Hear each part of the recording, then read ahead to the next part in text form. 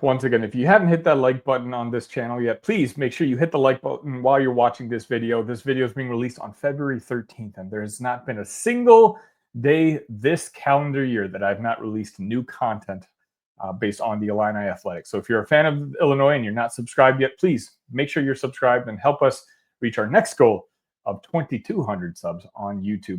So this segment I wasn't exactly planning on doing, but after the game, I got a few of you to DM me asking about the status of Tre White. And I know some of the shows out there were referencing that, hey, how come Tre White isn't playing? Is there an issue in the locker room? Is he still sick? And for me, it was just, I think the answer sometimes is more simple than we let it be. And when I say that, is let's just listen to what the head coach said. When asked about it in the post game after the UCLA game, Brad Underwood said this: "It's just getting back into a flow. There's nothing to that. It's just getting back into the flow. We've been in a really busy stretch, so there hasn't been a ton of practice. He did practice Monday. I told him after the game, we're going to need you. We'll keep working at that. I thought Jake Davis was terrific. DGL was starting, and now all of a sudden gets sick. That thing zaps you. We'll slowly get those guys worked back in." Now, if I had heard something earlier on in the year about Tre White, despite being a productive player, he clashed a little bit with this coach or that coach or with a player here and there, maybe I'd have some sort of cause for concern when it comes to his absence. Now, he came in for a couple minutes against Minnesota, but anybody who watched him those couple minutes, like, it was clear as day that he did not look good, that he looked weak. His face looked like he was still sick. And same thing goes for Dre Gibbs Longhorn. This sickness has ravaged that locker room. And, various different players have missed time because of it. And I'll be honest, I know Dre Gibbs Longhorn did play a couple minutes against UCLA, but even then, it wasn't that much. Illinois, for the most part, played 6 guys against both Minnesota and UCLA. And for me, I just attribute it to the sickness. Now, Brad did say that, hey, he said it himself, right? He volunteered this information that, hey, we're going to need you on Saturday. So if Tre White all of a sudden doesn't play minutes on Saturday, again, my worry meter will maybe go up a notch or two. As of this recording, my worry meter is at 1.5 out of 10. If he doesn't play Saturday, okay, maybe 3.5, only because we're entering the toughest part of our schedule right now. Obviously, we need to respect Tre White and hope he gets healthy, because ultimately that's what's most important. But when a guy misses a week and a half and you have to kind of transition him back into the rotation, then you don't want things to get awkward. And the team right now looks like they're in a very promising flow, and they've got some good momentum going. And whose minutes does Tre White take? Does he take some of Will Riley's minutes, or does he take Ben Humrichhouse's minutes? These are kind of questions that you don't really want to deal with too late in the season, especially now, because Illinois, again, just seems like they're really starting to figure things out on the offensive side of the basketball. But I'll tell you one thing, this team is a lot better with Tre White on the court.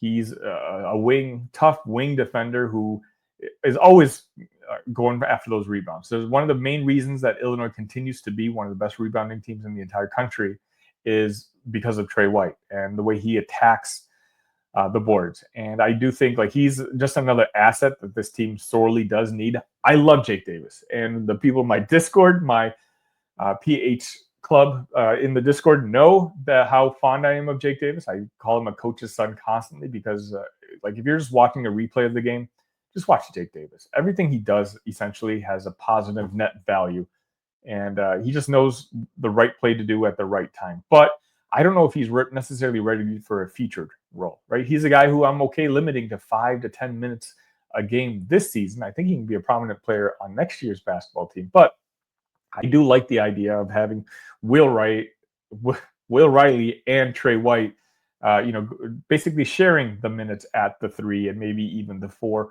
and sometimes the 2.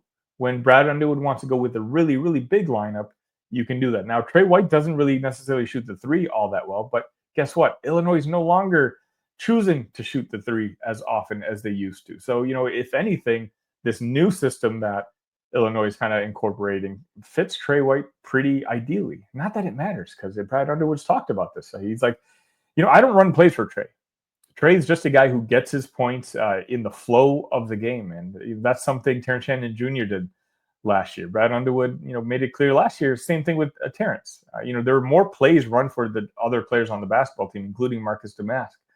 But Terrence just got his points because he was a very smart basketball player, and he can understand when it was his turn to attack the rim, or when there was an opening for him to go get 2 or 3 points on any particular possession. So again, I just want to kind of address that. I'm not at all concerned about Tre White and his absence. I think Illinois' ceiling is higher with Tre White on the basketball court. If this team can run 8 deep, I think the top end talent can take it far in March. And when you have Kasparis playing the way he is, when you have Will Riley playing the way he is, and when you have Visich playing the way they are, if you have those 3 guys playing at a great to elite level, and then you have just solid role players around them like Kylan Boswell and Tre White, I think this team is just set up for success down the road. And, again, I'm not going to get ahead of myself.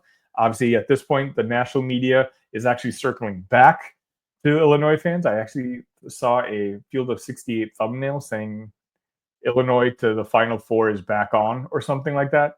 Do I wish I saw that? No. I prefer that Illinois just kind of fly under the radar for at least another week or two, so that they can kind of transition and figure things out themselves before the national limelight shines back on Champaign. But regardless, again, I don't think this is a very big deal.